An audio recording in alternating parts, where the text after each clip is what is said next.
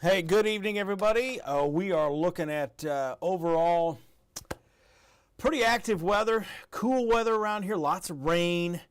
We're going to get more rain tomorrow, late afternoon. It's going to be roughly 4:30, 5 o'clock before it starts moving in. We're going to talk about that coming up. And then the other thing going on is the colder air coming in Wednesday. Wednesday's going to feel a lot like a January, maybe February kind of day. The temperatures will drop into the 40s by 4 o'clock in the afternoon. The wind gusts still around 20, 25 miles an hour. There's going to be just wraparound drizzle and very light rain behind the cold front.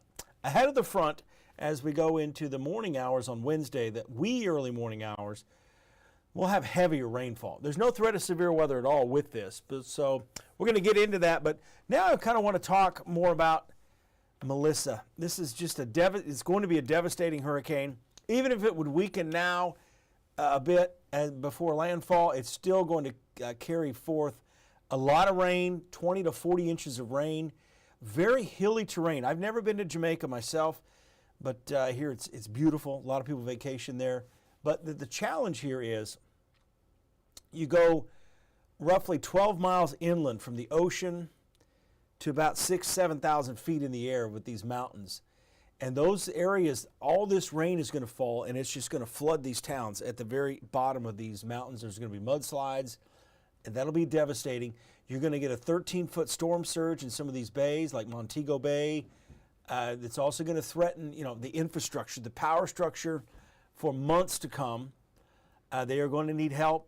And, one of the things that I've always thought about situations like this is, why isn't there like a Navy ship, like a Navy hospital ship off the coast of any country, not just the United States? I realize this isn't the United States' responsibility, but a lot of the planning is people boarding up. I mean, there needs to be immediate action coming into these folks with water, with supply. What's the supply chain going to be like? Because they are not going to be able to go anywhere in much of this country after this hits.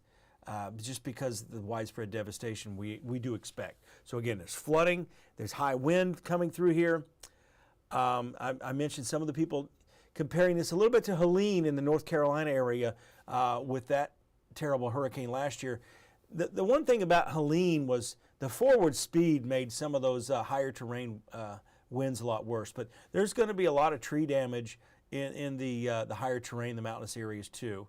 But again, this is from what I understand, a lot of the homes are built a little different here in Jamaica. They build more with concrete, so there is some good news in that. So again, all thoughts on them for tomorrow morning and then tomorrow afternoon as this slowly turns off to the north. I'm going to show you where this is headed afterwards. Category 2 storm in the southern Bahama Island chain there, and continuing up towards Bermuda, probably Friday.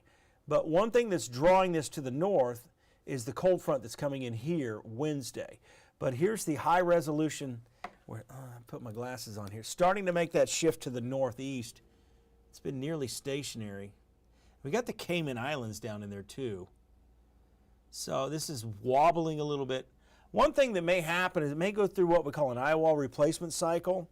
And when that happens, the eye wall of the storm gets completely changed out. And the pressure can rise during that. And if it's during that process as it makes landfall, that would weaken the hurricane some. But, man, those waters are so warm. This is such a symmetric hurricane here. It's just incredible. So this is historic on all levels as far as hurricanes go. Let's talk about our weather now. This is not going to impact the U.S. at all. The cold front's going to impact us. Tomorrow morning, we're going to wake up with clouds. Again, I mentioned last week, we're probably going to say goodbye to the sun Saturday, and we may not see it again until Thursday.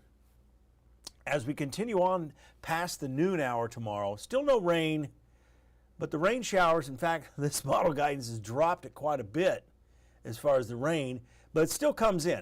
And that's the other thing about the past weekend forecast. It was a wait and wait and wait, and it was light. I don't think the rain was as heavy as I expected it to be, but it was somewhere in between. So tomorrow night, the rain really picks up. And look at that heavy rainfall. This is around 3 in the morning. Again, no severe weather.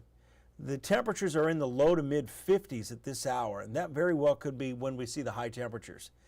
The morning commute looks a little sloppy out there. A lot of rain, poor visibility too. And look what happens as we get into Wednesday afternoon. In fact, this is late Wednesday morning. The cold front's swinging through. The temperatures are falling into the 40s. So as we go to the afternoon hours, I think what we're going to set up with here, so make sure the kids are dressed warm before they head out to school. We're going to see this heavy drizzle, very light rain wrapping around the backside of the storm system as temperatures fall.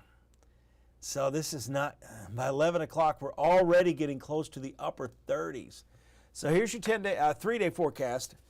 We've got 61 tomorrow. That sounds warm compared to Wednesday. 55 Wednesday. That'll be in the morning. Temperatures tumble in the afternoon. And then Thursday, we'll keep it mostly cloudy, but we'll see some sunshine by the end of the day. Going to roll a quick break, last 1 minute, and then we're going to get to your 10-day forecast.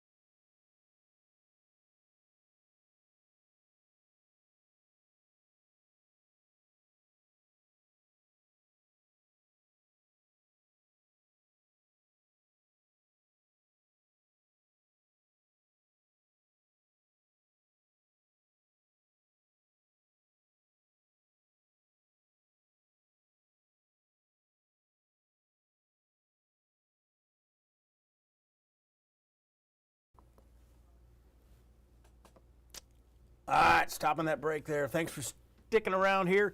Again, let's talk your forecast over the next 10 days. Tomorrow, cloudy. Rain chances increase after 5 o'clock. They really increase overnight tomorrow night ahead of a cold front.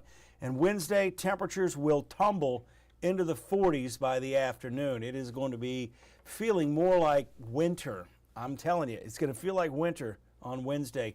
I posted the aches and pains forecast on my social media account. I talked to my wife. She suffers from migraines. She said, yep, it's exactly what's going on. So the pressure is going to drop rapidly throughout the day tomorrow and then rise rapidly as we get to the Wednesday afternoon time frame. You got all sorts of issues with migraines, rheumatoid arthritis, just those things there. And even as we get beyond that, we get into, I suffer from seasonal affective disorder myself, and it's the sun setting so early. I can't stand it, especially when it's cloudy.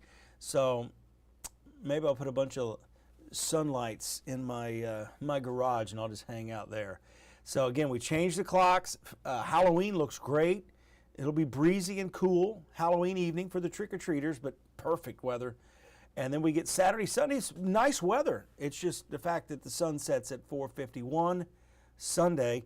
And that's not the worst of it. That sunset continues to go down. I think we reach a point December 21st where the sun sets around 4:30, something like that. It sounds crazy, doesn't it? Well, that's the challenge. We're on this far eastern, the very beginning of Central Time. So we're all in the same time until you get to western Kansas.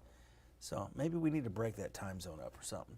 But that's my only complaint about the weekend. Chilly mornings, a possible frost. It'll be a light frost Saturday morning. And I think down the road next week there'll be another cold front that may bring a more widespread frost. And this is typically when we see it. That first frost is around Halloween. I just don't see it being widespread. We'll see, though. As we get into Monday, Tuesday, Wednesday, really, next week looks awesome. Temperatures in the 60s, some beautiful fall weather. Appreciate you guys tuning in on this Monday night. I got to do some radio, check in on my Kansas City Chiefs, and get ready for the 10 o'clock news. See you guys later.